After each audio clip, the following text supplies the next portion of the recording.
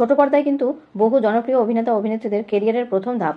বর্তমানে তার সবচেয়ে বড় উদাহরণ হচ্ছে সৌমিত্রিষা। ছোট পর্দায় মিঠাই হিসেবে জনপ্রিয়তা। ইতিমধ্যে বাংলা সিনেমাতেও অভিনয় করছেন তিনি, তাও আবার দেবের বিপরীতে। বলা যেতে পারে সিরিয়ালে তৈরি করছে টলি ইন্ডাস্ট্রির আগামী সুপারস্টারদের। চলুন তাহলে জানা যাক এমন 5 জন অভিনেতা অভিনেত্রীদের কথা যারা বাংলা ধারাবাহিকে অভিনয় করলেও আসলে তারা অবাঙালি। প্রথমে রয়েছে নেহা আমনদীপ। যোগমায়া ধারাবাহিকের নায়িকা নেহা আমনদীপ জি বাংলায় এই ধারাবাহিকের মাধ্যমে দীর্ঘদিন পর ছোট পর্দায় কামব্যাক করেছেন।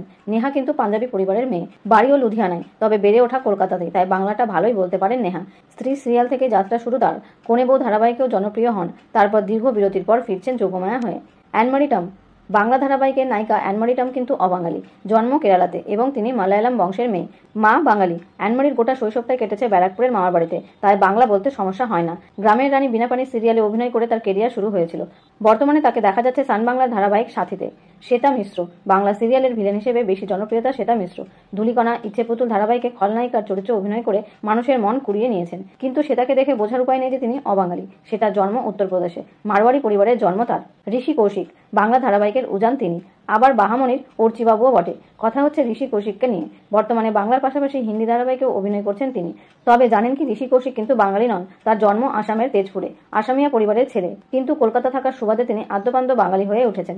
কুশল আহুজা। রানু পেলের লটারি ধারাবাহিকের হাত ধরে বাংলা ছোট পর্দাতে আগমন হয়েছিল তার। বর্তমানে মুম্বাইয়ে হিন্দি ধারাবাহিকে জুটিয়ে অভিনয় করছেন তিনি।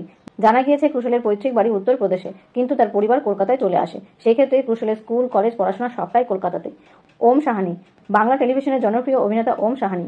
অভিনেতা কিন্তু বাঙালি নন, তার পৈতৃক বাড়ি বিহারে। তবে লাভ দিয়ে আজকাল ধারাবাহিকের নায়কের বাবা কর্মসূত্রে কলকাতায় চলে আসেন। সেই থেকেই কলকাতার সঙ্গে বাংলা ভাষার সঙ্গে একাত্ম হয়ে গিয়ে যেন বাঙালি হয়ে উঠেছেন ওম সাহানি।